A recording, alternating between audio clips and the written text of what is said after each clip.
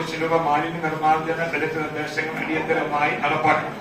മനസ്സ് പറഞ്ഞ് വളരെ നിർണായകമായ ഒരു കാര്യമാണ്. 75 ലക്ഷം രൂപയോളം നമ്മുടെ ഉദ്യോഗസ്ഥന്മാരുടെ ഘടികാര്യസ്ഥത മൂലം വരുന്ന 40 ദിവസം കൂടി നടത്താൻ കഴിയാതെ അത് ലാപ്സായി പോകാനോ സ്പില്ലാവാനോ സാധ്യതയുള്ളതുകൊണ്ട് ഈ റിവിഷനിൽ നിർബന്ധമായി അത് മറ്റ് മാലിന്യനിർമ്മാർജ്ജനവുമായി ബന്ധപ്പെട്ട കാര്യങ്ങളായി നീക്കിവെക്കുന്ന അറിയിക്കുന്നു. പുനർഹബ് കെട്ടിടത്തിന്റെ ഡിസൈൻ മാറ്റി ബസ് കയറി ഇറങ്ങുന്ന രീതിയിൽ ആക്കണമെന്ന് അനുസരിച്ച് നിർദ്ദേശിച്ചിട്ടുണ്ട്. ഞാൻ ഒരു കാര്യം സൂചിപ്പിക്കാൻ ആഗ്രഹിക്കുന്നു. ഇതുമായി ബന്ധപ്പെട്ട് കഴിഞ്ഞ 3-4 വർഷക്കാലത്തെ നമ്മുടെ കേന്ദ്ര ഗവൺമെന്റ് അനുവദിച്ച കോട്ടയം ജില്ലയിൽ നമുക്ക് മാത്രം അനുവദിച്ച 3.5 കോടി രൂപയുമായി ബന്ധപ്പെട്ടാണ് നമ്മുടെ ആ കെട്ടിടം പണിതത്. ആ കെട്ടിടം പണിയുമായി ബന്ധപ്പെട്ട് പുറത്തു പറയാൻ പോയില്ല. പാലായിൽ നിന്ന് പോലും ഈ നിർദ്ദേശം ക്യാൻസൽ ചെയ്ത് ഔദ്യോഗികമായി അവരുടെ നഗരസഭ അവരെ ഏറ്റെടുത്തുകൊണ്ട് അവരുടെ ഒരു ഡയഗ്നോസ്റ്റിക് സെന്റർ ഈ പൈസ വകമാറ്റി ചെലവഴിക്കണമെന്ന് ആവശ്യപ്പെട്ടപ്പോൾ ഞാനും ചെയർപേഴ്സണും അതിശക്തമായി എതിർത്തുകൊണ്ട് ചില ഉദ്യോഗസ്ഥന്മാർ നമ്മുടെ കൂടെ നിന്നുകൊണ്ടാണ് ആ പണം പോലും നമുക്ക് ലഭിച്ചത്.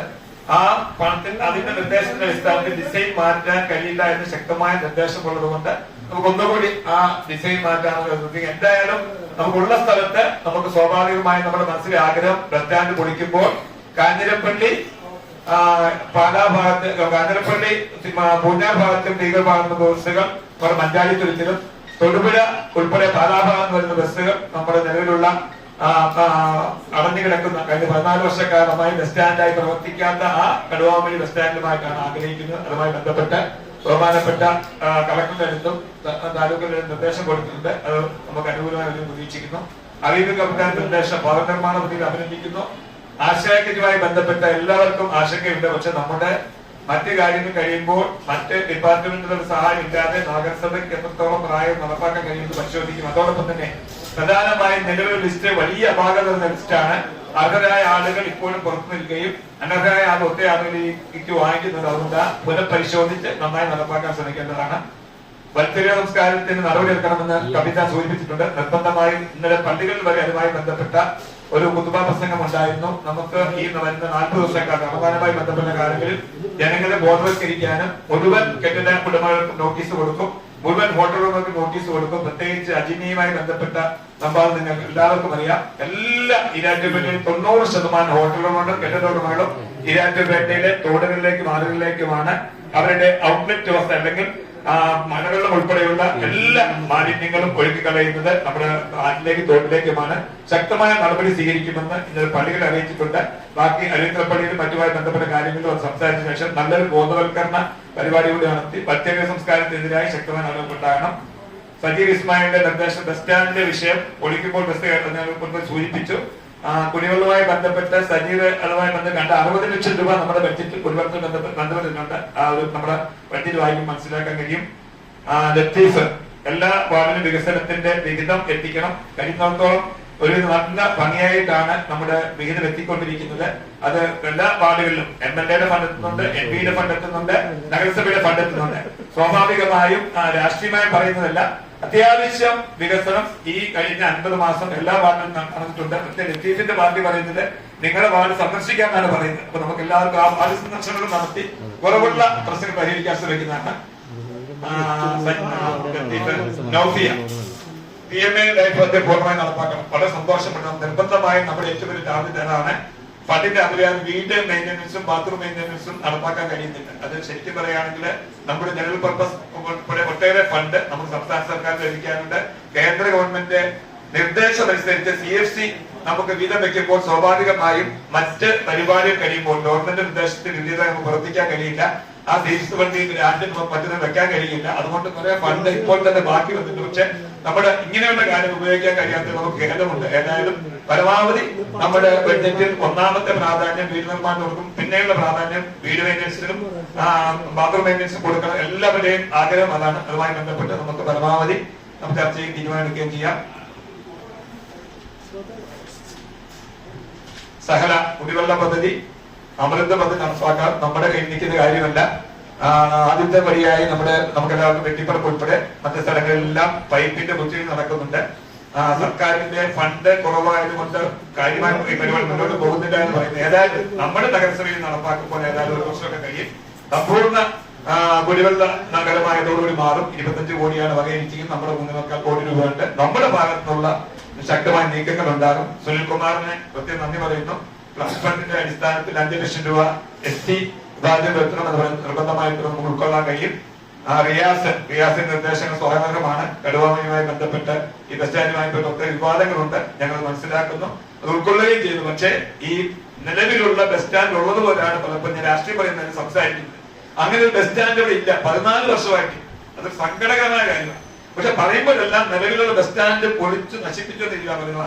ആ വോട്ടിംഗ് ഒഴിവാക്കിക്കൊണ്ട് നമുക്ക് ആദ്യം സൂചിപ്പിച്ചതുപോലെ നമുക്ക് ബസ് സ്റ്റാൻഡിന് ഇപ്പോൾ ബസ് കയറിയിറങ്ങാൻ സമയത്ത് അവിടെ ഉണ്ടാക്കുന്നതോടൊപ്പം തന്നെ നിർബന്ധമായി നഗരസഭ കൃത്യമായി തീരുമാനമെടുത്തപോലെ നമ്മൾ കഴിഞ്ഞ 3-4 വർഷമായി ചർച്ച ചെയ്യുന്ന പോലെ ആ സ്ഥലം ഏറ്റെടുക്കാനുള്ള കമ്പൽസറി അക്വയറുമായി ബന്ധപ്പെട്ട് കളക്ടർ തീരുമാനമെടുക്കേണ്ടത് നമുക്ക് എല്ലാവർക്കും നഗരസഭയുടെ ഭരണസഭയിൽ നമ്മളും MLAയും നിലവിൽ സംസ്ഥാനം ഭരിക്കുന്ന CPIന്റെ ആളുകളും CPIന്റെ ആളുകളും ഒക്കെ ഒന്നിച്ച് പരിശ്രമിച്ചാൽ നമുക്ക് 5-6 മാസം കൊണ്ട് ആ സ്ഥലം ഏറ്റെടുക്കാൻ കഴിയും. അതിനാവശ്യമായ നമ്മൾ പണം ആദ്യം കയ്യിൽ വെക്കും. പിന്നെ ബാക്കിയുള്ളത് അവർക്ക് കോടതിയിൽ അഡീഷണൽ ആയിട്ട് എത്ര ക്ലെയിം കൊടുത്താലും കോടതി വഴി ബാക്കി പണം കിട്ടും. ആ ബസ് സ്റ്റാൻഡിന്റെ 14 വർഷം മുമ്പുള്ള പണം നമ്മൾ ഈ നമ്മുടെ സമയത്താണ് അടച്ചു തീർത്തത്. അതുകൊണ്ട് ആ കാര്യം പ്രത്യേകം ഓർമ്മിക്കണം. ആരോടും പ്രത്യേക വകയോ വിദ്വേഷമോ പ്രീതിയോ അനുഭവമോ ഒന്നും നഗരസഭയിൽ ഒരു വാർഡിലോടും ഒരു മേഖലയോടും ഇല്ലാൻ സൂചിപ്പിക്കാൻ ആഗ്രഹിക്കുന്നു. മറ്റു കാര്യങ്ങൾ ചെയർപേഴ്സൺ പറയുമ്പോൾ ഏതായാലും നമ്മുടെ ഈ ഭരണസമിതി 5ാമത് വർഷത്തിലേക്ക് കടക്കുമ്പോൾ രഹിതമായിട്ടുള്ള ഒരു ഭരണം കാഴ്ചവെക്കാൻ ഈ ഭരണസമിതിക്ക് ആയിട്ടും അതും കാഴ്ചവെക്കാനായിട്ട് സാധിച്ചിട്ടുണ്ട്. അതുപോലെ തന്നെ എല്ലാ വാർഡിനെയും ഒരേപോലെ കണ്ടുകൊണ്ട് ജനങ്ങളുടെ ഹിതമനുസരിച്ച് വാർഡ് സഭയിൽ നിന്ന് വരുന്ന നിർദ്ദേശം അനുസരിച്ചുകൊണ്ട് എല്ലാ മേഖലകളിലേക്കും തുല്യ പ്രാധാന്യം നൽകിക്കൊണ്ട് വികസനം എത്തിക്കുവാനായിട്ട് സാധിച്ചിട്ടുണ്ട്.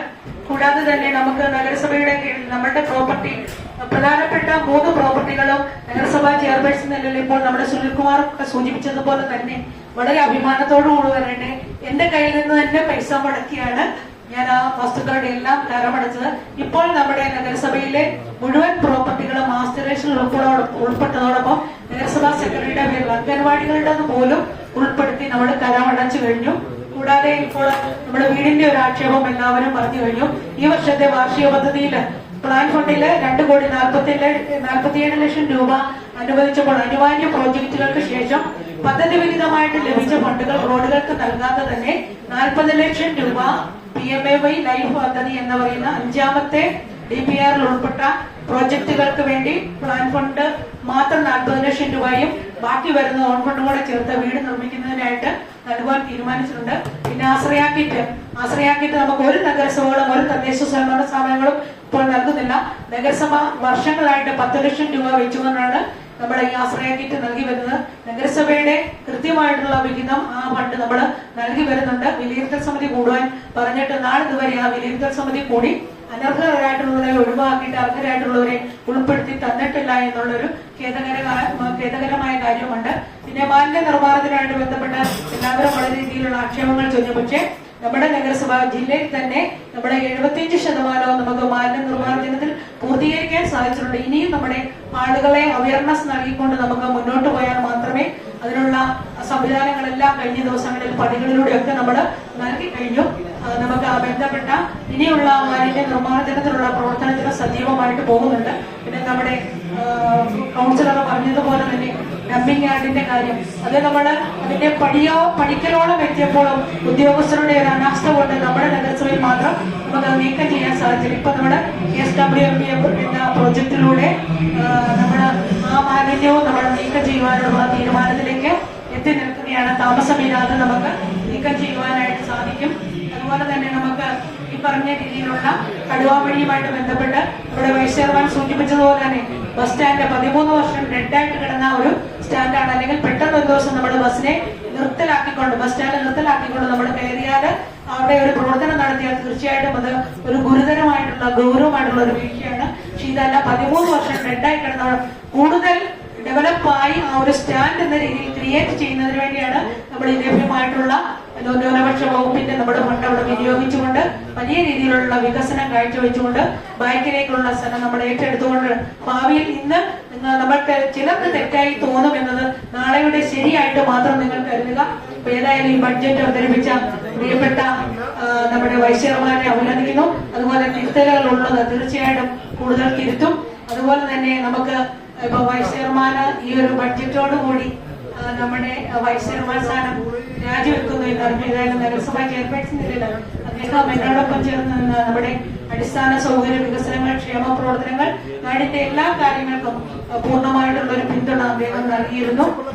ഏതായാലും അദ്ദേഹത്തിന് എല്ലാവിധ അഭിനന്ദനവും നൽകിക്കൊണ്ട് ഈ ബഡ്ജറ്റിലെ തിരുത്തുകൾ ഉൾപ്പെടുത്തിക്കൊണ്ട് തീർച്ചയായിട്ടും ഇത് അംഗീകരിച്ചതായിട്ട് പ്രഖ്യാപിച്ച് നിർത്തുന്നു. നന്ദി, നമസ്കാരം.